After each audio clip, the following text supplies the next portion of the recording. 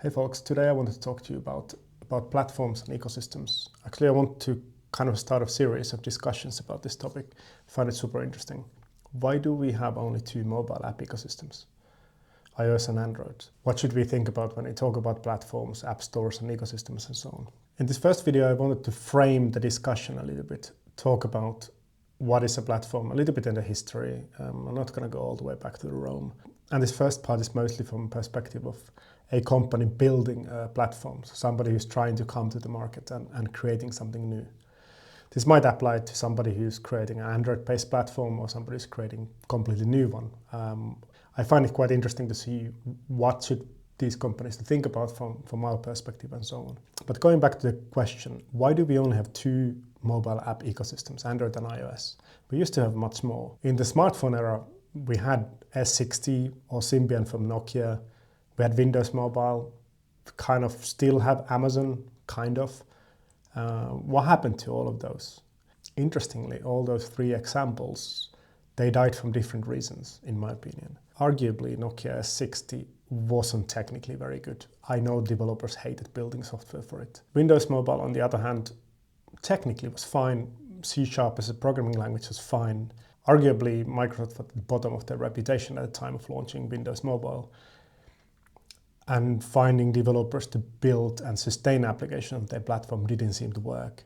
That was also the time where Android and iOS were very strong and everything was dependent on app numbers, and perception of a platform or an ecosystem from a device buyer's perspective was just app numbers. Amazon App Store and Amazon Android is, on the other hand, quite interesting.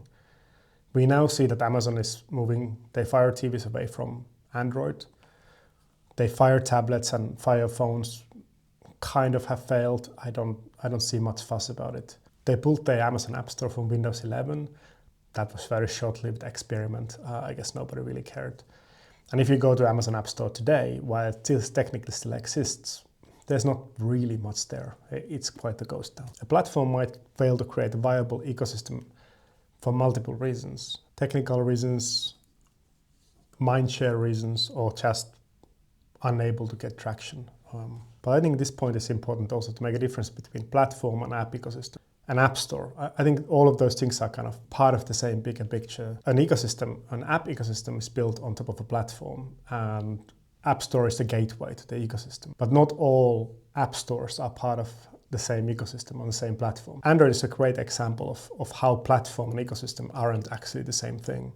Over the past years, Google has gutted the AOSP, the Android open source project, by moving a lot of the APIs developers are using into Google Play services, which is proprietary and closed and fully controlled by Google. So if you take an Android open source project, you actually don't have developers building for you. Currently, the app developers are building for Google, not for Android. And that leads into kind of a very important difference between platform and app store. Google Play Store is an ecosystem supported Google Play services built on top of Android platform. Whereas if you look at another app store like F-Droid on top of Android, the Google Play services part is missing in between, and many of the apps that developers build do not actually work there.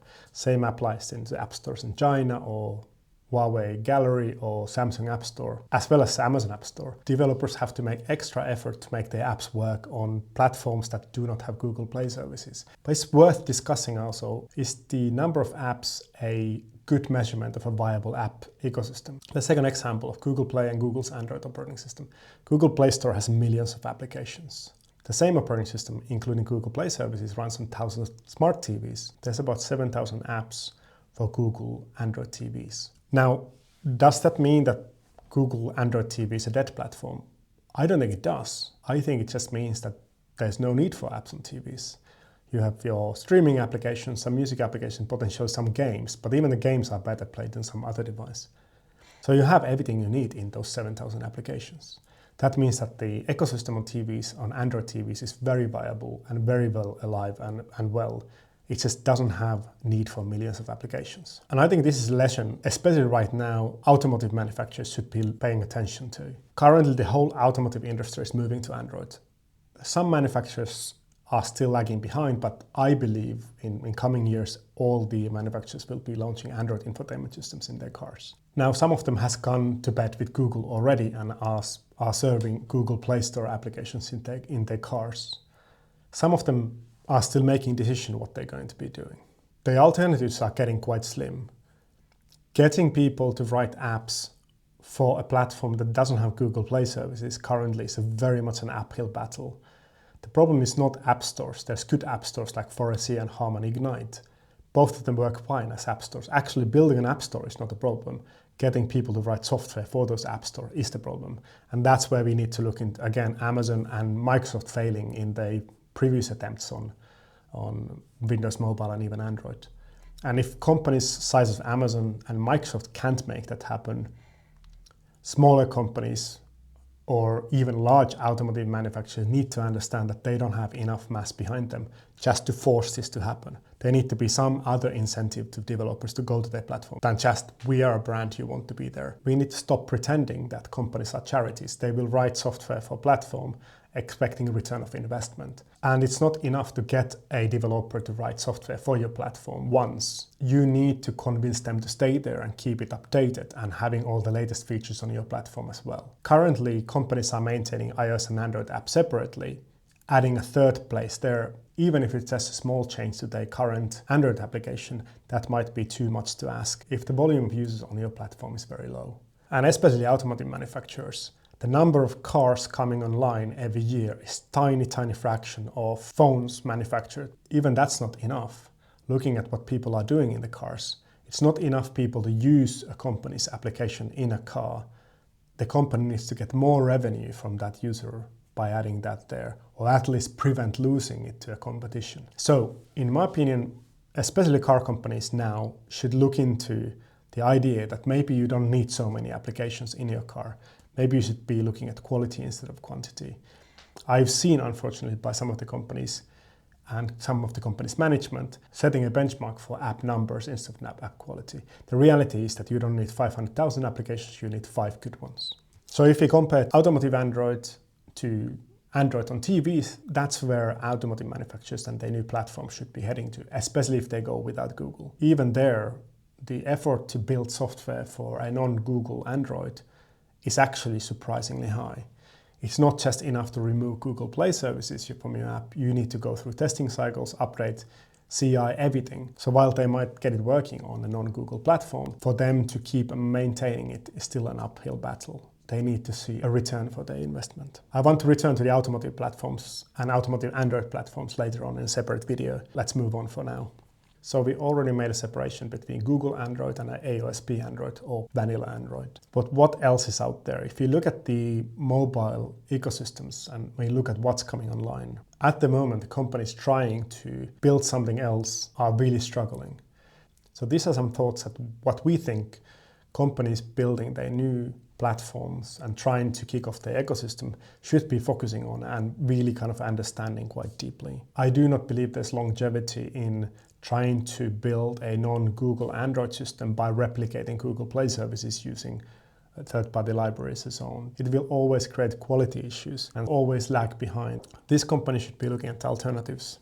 Could we think that web will become the next platform for app delivery and creating ecosystems? And these non-Google Android phones and Linux phones could become more like Chromebooks in a sense, where the browser becomes the portal for the app ecosystem. And that requires getting app developers on board. But I believe get app developers on board on mobile web is easier than getting them on board to build just for one platform. Because the important applications are going to be social connection. People need to be able to write to WhatsApps or Telegrams or whatever they are using. But also people rely on their mobile devices for banking, and other important actions that have security concerns and so on. Those need to be solved in a reliable way on whatever the delivery mechanism of these apps are. But if you're bringing a new platform to the market, if only thing you're doing is just building another Android, I think there's a really low chance of succeeding. The platform has to give the user something to desire for. At the moment, I think there's an argument for European-focused innovation and European-focused tech. So it might be that there's a momentum right now to build an operating system that is Android, just without Google and data that you control. I think people are getting more and more tired of big companies just sucking out all of the data and doing whatever they want with that. Privacy has become a bigger concern the way the world is going. That might be the hook for some companies. but not for everybody. If you look at some other players coming to the market, for example, Huawei or somebody else, what the next generation mobile operating system needs to do is to look beyond just the phone. What the next type of device we're going to be using is still anyone's guess. Evolutionary steps are something we can predict or at least guess where we're going to go. Revolutionary steps we cannot. Those are opaque. So we don't know if there's a fully new type of device, Humane Pin or Rabbit R1. Those devices turned out to be, well, I don't want to say scams, but at least something quite close to that. Maybe that's not it, maybe it is, we don't know. But in any case, a new operating system, unless you just try to be what we already have but without the big tech, you need to think way beyond. Huawei's approach is, I think, quite interesting. They try to get the operating system pervasive to all of the devices, make devices talk to each other better ways and more easily. At the moment, that looks like the future of the world. We probably do want to move away from just one device being the center of your universe, but distributing it everywhere.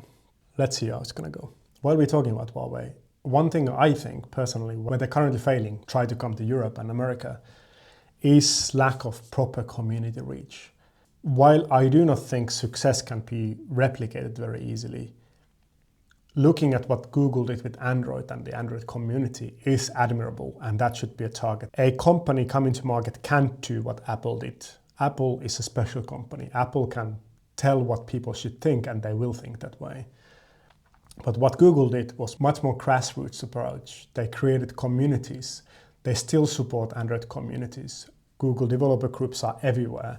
Google supports them with multiple ways and officially list on their websites and so on. Underestimating the power of community and nerds building stuff for themselves would be a mistake. It's the nerds building something for themselves who are going to be the early adapters. It's going to be them experimenting. But from them you get feedback with very low risk and understanding what you need to improve in the developer experience to go to the commercial approach afterwards. So having a very reliable community outreach and program and supporting communities, creating hackathons, creating intrigue to the part of your platform that is unique.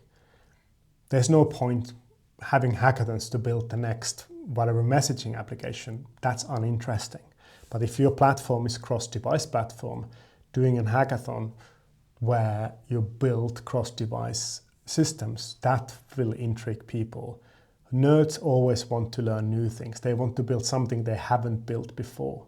And if you give them the opportunity to do so, they will jump to the opportunity. You don't have to pay them salaries. You might give them demo devices, and the marketing cost is going to be relatively low. That's, of course, assuming your platform is good. Or if it isn't, you need to be very open to feedback and to actually take action on the feedback that you get in. The community outreach cannot be started, of course, until you have something to show. Showing PowerPoints isn't the way to go to nerds, and we will reject it, right? We will see through your marketing slides. What we need is devices, emulators, and documentation to build something. We need to understand which libraries are available to us. We need to understand how to build stuff. We need to understand how to try out things, how to test something, how to test the things that we haven't built before. So you can't lie your way through the filter of nerds. We will catch you. But one thing about building a new platform, bringing a new platform to market, is, of course, we talk about the app gap, or we talk about the problem of apps, and we talk about return of investment. It's all about reframing the chicken and egg problem of app developers having no incentive to build something until there's users, and there won't be users until there's apps on your platform. Now, there's some smaller platforms that have managed to sort this out by very smartly figuring out what are the important things to have there and investing their own time or their own developers to build so. I'm using a Garmin watch, and Garmin has been around for a long time, and that's one of the very few platforms outside this big ecosystem that is very much live and well. My watch has Amazon Prime, Google Play Music, Spotify for me to play music if I'm subscribed to one of those services. And while a little bit guesswork, my guess is that Garmin has put their own developers to build those things. While all the applications are distributed by the companies themselves, I believe It's not coincidence that the apps look very, very similar to each other. They all also maintained and functional, so they are alive and well. So Garmin has created an app ecosystem on their platform, despite they having their own programming language and relatively small amount of devices out there, especially compared to phones. So this is my first touch to the topic. I will get back to it from different angles. I think it's interesting discussion to think about future app ecosystems from developer perspective, how developers should look at their career going forward. We talk about cross-platform web and so on, as well as App Store developers' perspective. If you want to build an app store for an existing platform, what are the things that you should be taking a look at? I also want to have a closer look to the Android automotive ecosystem and what automotive manufacturers are currently looking at and what they should be looking at going forward. Anyways, that's all what I wanted to say about that today. We will get back to the topic later on. Have a good day.